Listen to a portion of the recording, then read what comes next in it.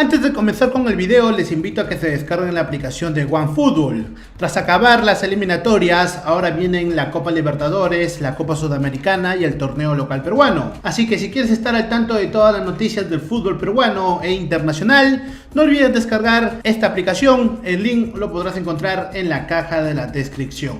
¿Qué tal, amigos? Bienvenidos a un nuevo video para el canal. Comenzamos con un dato curioso de la selección peruana y cerraremos el video hablando de la Padula. Muy bien, la selección peruana tiene una curiosa racha en sus participaciones en los mundiales, razón por la cual Francia la querría en la fase de grupos del Mundial de Qatar 2022. ¿Por qué?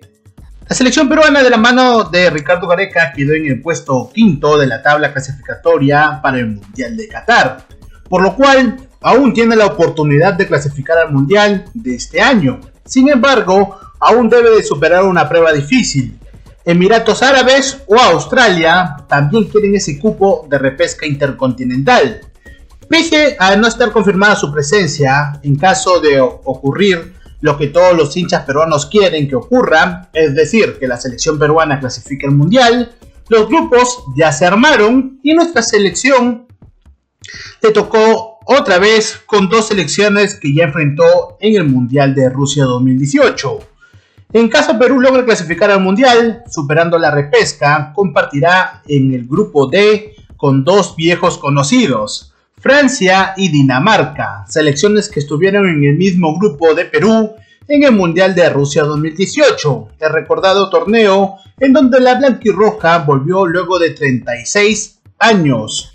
Entre ambas selecciones no nos fue bien, pues perdimos ambos encuentros, hallando un agridulce consuelo superando a Australia por 2-0, dejando a los oqueros fuera de pasada. En aquel mundial, Francia logró hacerse con el torneo luego de 20 años intentándolo y cumplió una racha de Perú que es tan curiosa como real. Y es que la selección peruana, cada vez que asistió a un mundial, se enfrentó siempre al futuro campeón del certamen. Y no es algo que haya fallado alguna vez, y es como lo que escuchas, matemáticamente Perú siempre se ha enfrentado al campeón del mundo del certamen al que va. Esta racha es realmente antigua, escúchalo bien, esta curiosa bendición, al menos para los equipos que enfrentó Perú, nació justamente en el primer mundial. En aquel lejano 1930, en tierras uruguayas, Perú compartiría grupo con el local Uruguay y Rumania en el grupo 3 de aquel torneo, y justamente el debut de la blanquirroja en este torneo era ante los charrúas.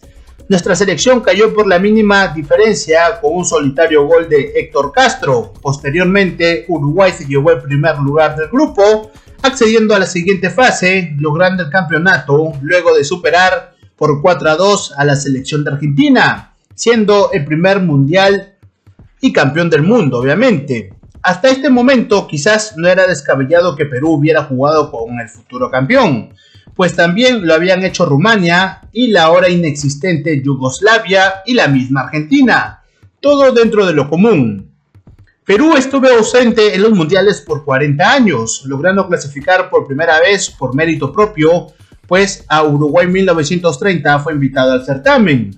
En México 70, Perú llegaba con su generación de oro, logrando clasificar dejando afuera por primera y única vez en la historia a Argentina. En el grupo 4 no era nada fácil, pues la selección peruana se midió ante la Alemania Federal de Gerd Müller, Bélgica y la selección de Marruecos, logrando clasificar como segunda del grupo.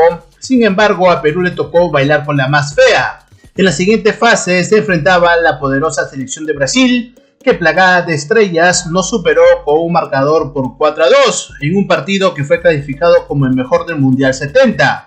Y así se cumplió por segunda vez la ley peruana. Brasil superó por 3-1 a Uruguay en la semifinal y derrotó por 4-1 a Italia en la final, alcanzando el tricampeonato mundial. La tercera vez fue un poco escandalosa. Años después de la gran participación en México 70, que fue el mejor resultado de Perú en los mundiales hasta la fecha, la blanquirroja llegaba a tierras gauchas para participar en el Mundial de Argentina 78. Un mundial lleno de teorías conspirativas, especulaciones y acusaciones con pocas o nulas pruebas. La selección inca tenía un gran equipo con más experiencia y nombres que se sumaron a aquella generación del 70.